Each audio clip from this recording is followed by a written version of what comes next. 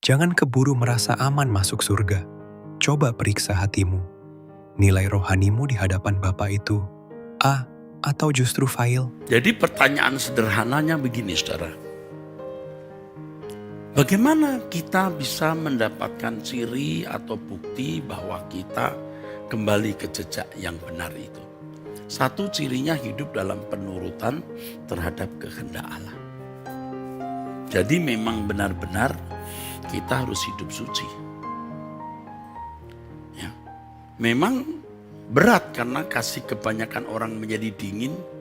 Orang hampir semua hidup menurut keinginannya sendiri. Bukan belajar sepikiran, seperasaan dengan Kristus. Ya. Melakukan hukum aja, bermoral baik saja tidak. Jadi sudah sulit sekali. Padahal kebenaran tidak bisa dikompromikan. Dinamis memang, tapi tidak boleh direduksi atau dikurangi kemutlakannya. Ya, ini bukan angka nominal seperti matematik yang bisa dihitung, saudaraku. Harus dihayati dengan benar. Bagaimana orang memiliki kesucian hidup. Dan itu sifatnya sangat pribadi, saudara. Lalu yang kedua, bagaimana seseorang fokus ke langit baru, bumi baru. Jadi kalau kita bertanya apakah kita di jejak yang benar.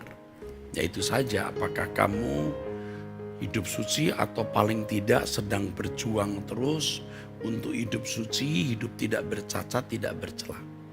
Dan tentu saja ciri orang-orang seperti ini tidak melukai orang lain.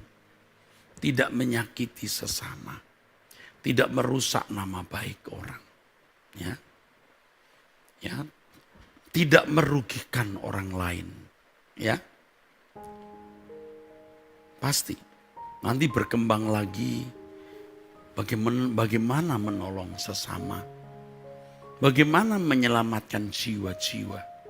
Menyelamatkan jiwa-jiwa artinya bagaimana membuat orang lain bisa dikembalikan ke rancangan Allah semula.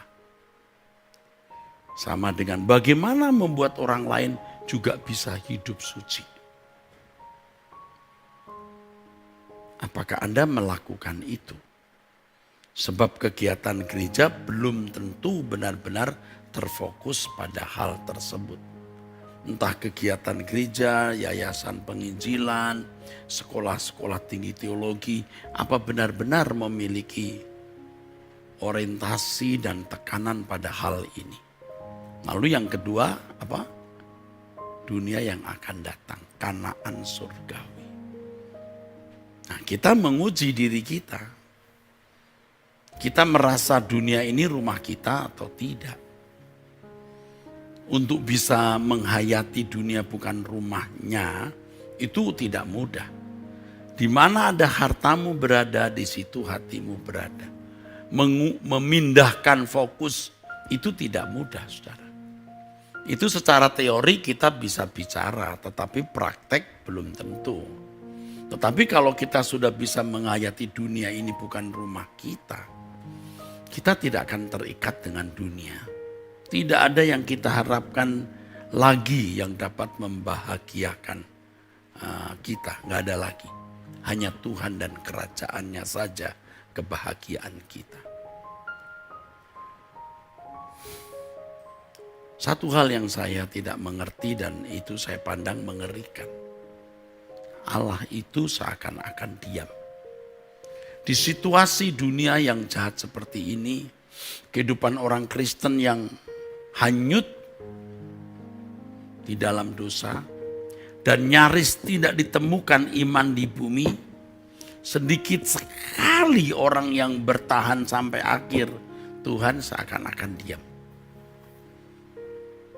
Ini yang membuat kita bisa tidak mau tekun atau ya sekali-kali sedikitlah cari selingan atau hiburan. Nanti kita jatuh-jatuhnya ke kewajaran hidup, saudara. Abraham itu tidak wajar dengan pola gaya hidup dan keputusannya itu tidak wajar. Meninggalkan negeri yang sudah permanen, kampung halamannya ke negeri yang tidak jelas. Tidak wajar. Kehidupan Yesus juga tidak wajar. Sampai ia dianggap orang gila. Paulus juga begitu. Paulus juga dituduh gila. Itu meninggalkan kewajaran. Nah, sekarang bagaimana kita bisa mengerti hal ini dan menerima hal ini? Ya. Percuma kita ke gereja, aktif ke gereja, menjadi aktivis gereja, bahkan jadi pendeta. Percuma. Kita mengenakan jejak siapa? Apakah kita mengenakan iman pola Abraham? Hidup dalam penurutan terhadap kehendak Allah dan fokus dunia yang akan datang, negeri yang Allah tunjukkan? Ya. Atau kita memilih gaya hidup lain yang itu sudah diterima, ditolerir, dijustifikasi, benar. Terjadi pembenaran padahal itu tidak benar. Nah, saudara mungkin berkata, zaman sekarang ini Pak, berpikir seperti itu mana bisa Pak, nggak masuk. Saya tahu tidak masuk, makanya hanya orang yang bertahan sampai akhir yang diselamatkan. Makanya Yesus berkata, hampir-hampir dia tidak menemukan orang yang beriman. Iya, saudaraku. Saya bicara begini juga dengan hati agak pesimis. Apa? Siapa orang yang mau percaya? Siapa orang yang mau percaya dengan khotbah seperti ini? Lalu orang mulai tanya, dia sendiri belum tentu melakukan, bisa saja. Belum lagi dengan suara-suara sumbang fitnah mengenai diri saya. Ya, saya sih sedih saja, saudara. Nanti kalau suatu hari di hadapan Bapak di surga, biarlah Bapak yang memberi pengakuan terhadap saya, siapa saya ini sebenarnya. Nggak usah cari pengakuan dari manusia, ya nggak usah. Dan kita harus berani bertahan itu. Kiranya engkau temukan di matamu aku berkenan di antara manusia. Itulah kehormatanku terindah dalam hidupku, kebahagiaan di hadiratmu. Jadi sangat sedikit saudaraku orang yang benar-benar ikut Yesus itu sedikit. Sangat sedikit. Sangat sedikit. Banyak orang Kristen. Apakah di antara 101 benar-benar Kristen seperti Kristus? Kalau zaman sekarang meragukan, saudara. Dari 100 pendeta, apakah 1 layak disebut Kristen? Dari 1000 jemaat, apakah ada 5 yang patut disebut Kristen? Dari 1000 pendeta, apakah ada yang layak disebut Kristen? Disebut Kristen itu bukan karena dia bisa berteologi, berteori tentang Tuhan begono begini. Coba perilaku hidupnya setiap hari, dicium, diraba, coba. Tapi tentu kita tidak bermaksud mau menghakimi orang, saudara. Ya, apalagi kalau zaman media sosial terbuka seperti ini, orang bisa bicara suka-suka sendiri. Cuman saya sedih kalau sampai orang menjadi tidak mendengar suara kebenaran. Sedih, saudara. Sedih, saudara. Kalau menurut saya hampir, ya kalau saya dipastikan nanti 100% ini tidak layak. Hampir bisa dipastikan suatu hari nanti orang kan menyesal. Kenapa kamu tidak mendengar suara kebenaran? Kamu dengar. Kamu tanya Tuhan. Orang ini layak didengar tidak? Orang ini benar atau tidak? Jangan dengar suara manusia. Sayang nanti kamu. Celaka kamu. Nah, yang kita harus ajarkan kepada jemaat, bukan hanya orang tua, tapi juga anak-anak muda seperti ini. Maka di Warrior, saya mengajak orang-orang muda untuk leaving the world behind hari Senin kemarin. Dan saya akan membuat pertemuan lagi. Hai orang-orang muda, jangan lagi hidup seperti anak-anak muda lain hidup. Tinggalkan zona itu. Seperti Abraham meninggalkan Ur-Kasdim. Tinggalkan. Kita juga yuk kita tinggalkan percintaan dunia dan kesenangan dunia. Ya. Nah, saya beri kiatnya saudara, saya beri kiat. Ya. Dari pengalaman hidup. Kalau nilai terbaik itu A, berikutnya B, C, D, F. Langsung fail. Kira-kira saudara punya nilai itu di hadapan Tuhan berapa? Kualitas hidup rohanimu itu berapa? Orang memandang saudara fail, D, enggak apa-apa. Itu yang memacu kita untuk diam-diam, berusaha terus membenahi diri, ya, supaya kita dapat nilai A. Saudaraku. Nih saudara ya.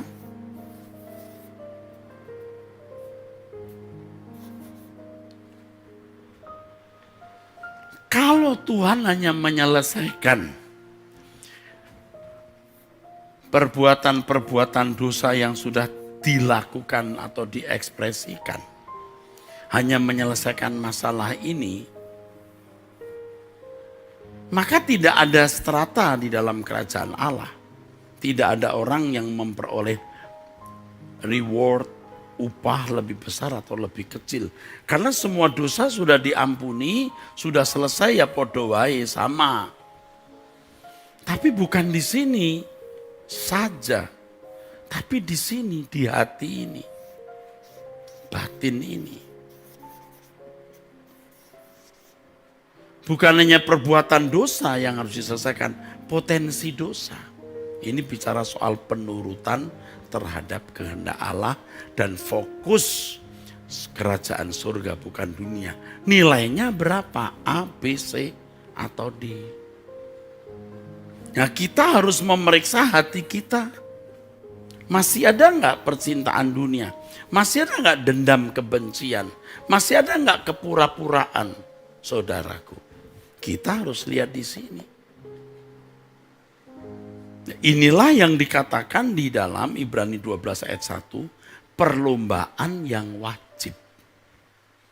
Enggak, yang lain tidak wajib.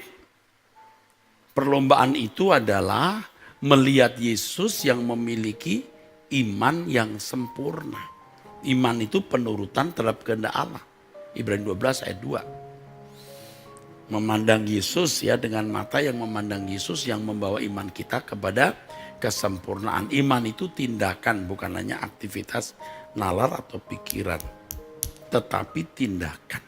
Seperti Abraham. Bapak orang percaya ini punya tindakan. Bukan hanya pemikiran, saudaraku. Nah, kita harus memeriksa batin kita.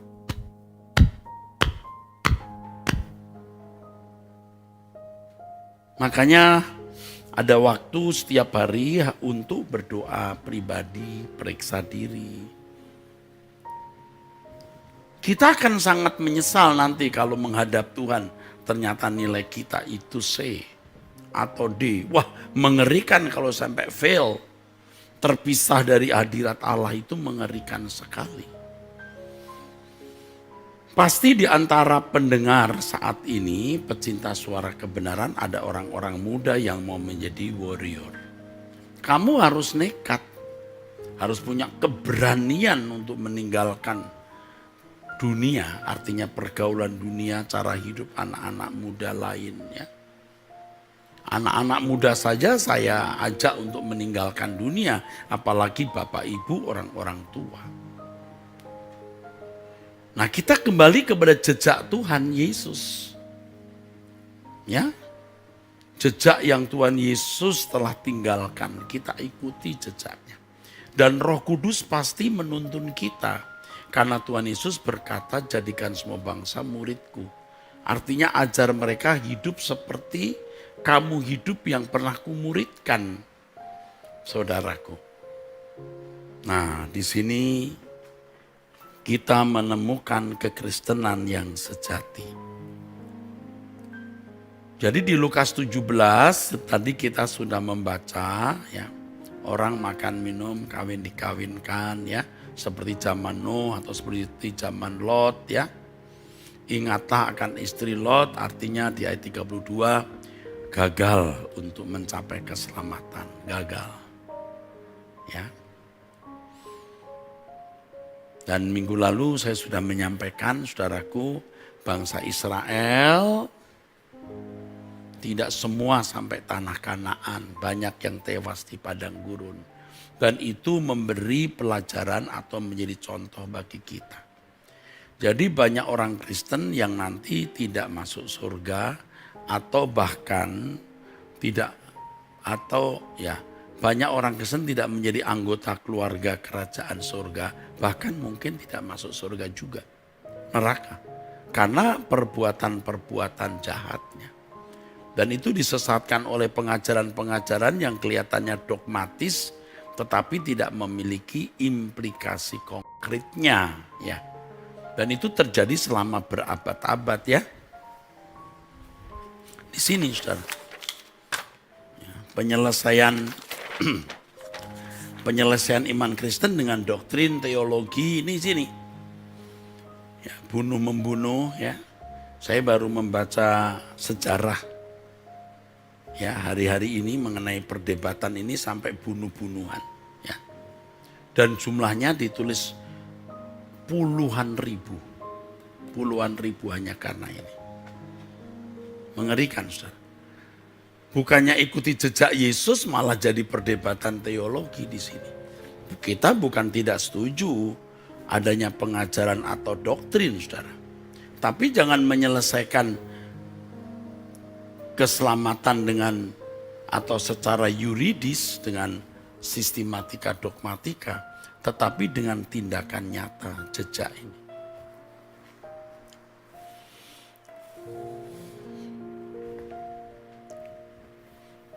Saudara, kalau melihat hidup saudara hari ini, sebenarnya itu sudah jelas gambaran saudara ini. Saudara pasti diberi Tuhan tahu. Kira-kira saudara ini sudah ikut jejak Tuhan atau tidak. Ya, pasti Tuhan memberitahu. Kalau kita serius bertanya, kita serius mau tahu, Tuhan pasti memberitahu. Ya. Dan Tuhan juga pasti memberitahu, kamu itu nilainya kira-kira C. Kau masih D plus atau C min. Kamu sudah B min, belum B plus atau belum B. Nah, kalau kita mau, kita berambisi, Tuhan, aku mau berkenan kepadamu. Ya, aku tidak mau dapat nilai C, bahkan B pun tidak cukup, aku mau A. Itu terbuka buat saudara. Tuhan tidak membatasi. Kamu C saja, Tuhan tidak membatasi. Memang ada kelompok-kelompok bisa sesuai dengan bagian dan porsi yang Tuhan tetapkan pasti. Tapi nilai maksimal itu pasti bisa dicapai. Kalau saya punya angkatan, saya tidak tahu siapa-siapa saja di dunia ini yang sekitar umurnya mirip saya 60 tahun dengan pencobaan yang jumlahnya mirip gitu ya. Nanti di klaster saya ini, nanti di klaster saya mau punya nilai yang baik, saudara. Di klasternya Paulus, Petrus, Yakobus itu juga ada klasternya. Zaman abad pertengahan ada klasternya juga. Ya. Di Irian sekarang ada klasternya sendiri, orang-orang Kristen yang pendidikannya mungkin tidak tinggi, mendengar khotbahnya tidak banyak. Tetapi yang diberi banyak dituntut banyak, yang diberi sedikit dituntut sedikit. Ada klasternya. Nah, saya di klaster saya yang mana ya saya tidak tahu. Tapi saya berusaha untuk benar-benar ditemukan Tuhan berkenan. Kalau boleh dapat nilai A, kalau boleh. Nah, oleh sebab itu kita ngotot sekali mau mengerti kebenaran mutlak itu. Ya. Walaupun zaman berubah terus, kebenaran ini dinamis bisa mengikutinya. Di setiap zaman Tuhan selalu bangkitkan orang-orang untuk mengingatkan gerejanya. Ya, timbul tenggelam. Ya. Nah, sekarang dunia sudah di ujung akhir seperti ini, kita tidak tahu apakah masih 10 tahun atau masih 15 tahun atau 20 tahun atau tidak lebih 10 tahun. Kita tidak tahu, saudara. Tetapi di zaman kita ini, saudaraku, kita mau menyelesaikan kekristenan kita dengan baik. Saya mengajak saudara kembali kepada Injil yang sejati. Ya.